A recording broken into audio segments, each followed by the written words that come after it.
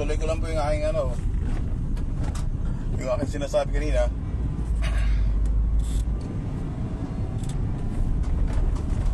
Dito sa Saudi Arabia, pagka nagkaroon ng aksidente, pagdating ng polis o ng mga investigador, una po din na tatanong kung may taabit, kung may insurance yung mga sakyan. Hindi po nila tinatanong kagad yung lisensya. Kasi dito, sa totoo lang naman pati ganun pag nagkaroon ng aksidente, sino bang magbabayad sa sagot? Yung insurance ng sakyan. Kasi mabilis na makuha ng insurance mag-claim ng dito ng pera sa insurance.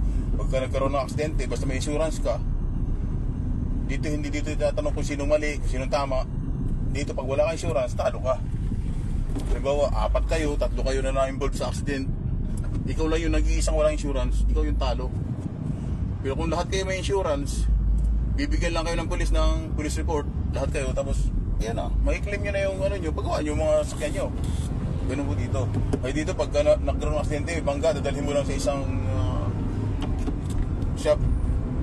Yung shop na ni-authorize ng gobyerno yun para mag-check, estimate, tapos bibigyan ka ng papel, punta ka ng insurance mo, ibigay siya yung pera. Ganun dito kabilis kumuha ng mag-claim sa insurance.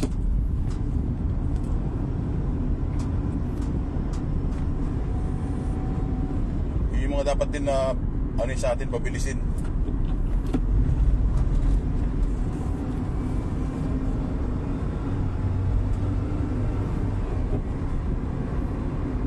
Tapos halimbawa naman, nagkaroon ng dito sa aksidente, tulad ko, wala akong lisensya, magkakaroon ako ng violation, halimbawa driving without license, pero separate sa akin lang yun.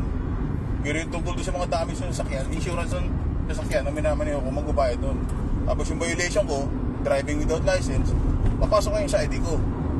Pero hindi i-impound yung sasakyan, hindi ako makukulong, hindi ko ganun dito. Kaya sabi ko, bakit ganun? Dito sa Saudi Arabia, sabi lang mahigpit, paano? Totoo lang po, mas luluwag dito para sa Pilipinas. Kasi mga nagagawa ko dito, hindi ko kayang gawin sa Pilipinas.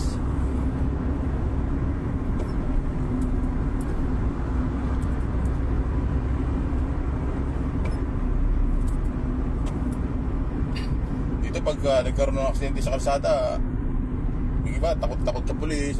Dito mas safety ka kung may pulis, kasi darating agad yung pulis, tutulungan ka. Kung halimbawa nagkaroon ka ng aberya sa kalsada, hindi ka magkakaroon ng violation kasi tutulungan ka ng pulis na itawi yung sakyan, ilahan yung sakyan. Minsan pa nga pag tutuwing, sinasagot mo ng pulis yung bayad. Kung wala kang pera, mabayad. Ipapatunay na yung sakyan sa labas kung saan mo gusto. Kung wala kang pera, sila magbayad. Ganun dito.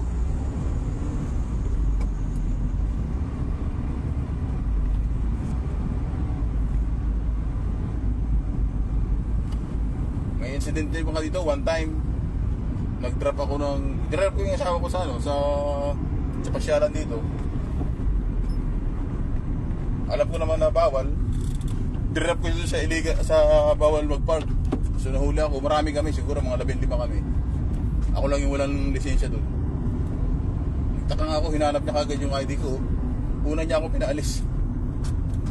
Yung 14 na yung mga lisensya, sila yung mga natagalan. Tapos ang violation ko lang, pagpasok sa ID ko, illegal parking. Kasi nga, yung aking residential ID, mekaniko. Diba? Yung kala ko isipin mo sa Pilipinas, matatalino yung tao, mga kagaling yung mga mambabatas. Pero walang konsiderasyon sa atin. Kasi pera-pera lang labanan.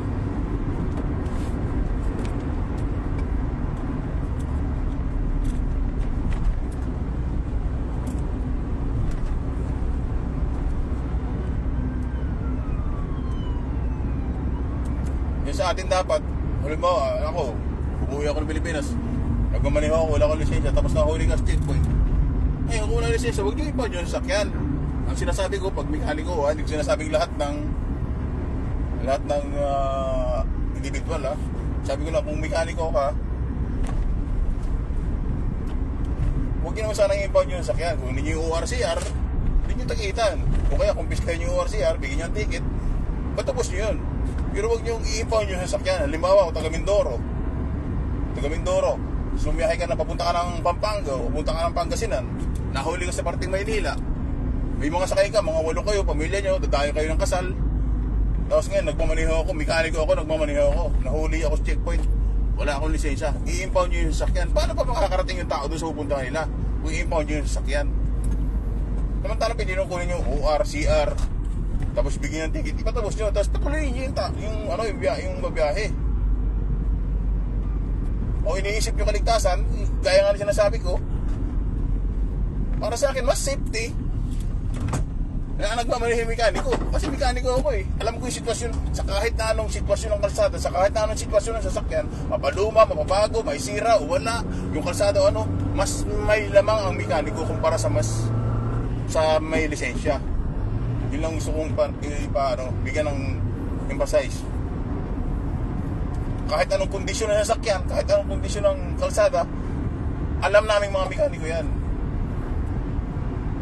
Kaya kung iniisip niyo yung safety nung sakay, safety nung saan kayo mas magtitiwala? Siyempre sa mekaniko. Kaya huwag naman sana na kung i-impound pa yung sasakyan. I-impound nyo yung sasakyan, magbiyahe nga ng malayo, tapos i-impound nyo yung sasakyan, paano makakarating? Napaka-logic nung na yun eh. Hindi naisip ng mga nagano sa ating gumagawa ng batas.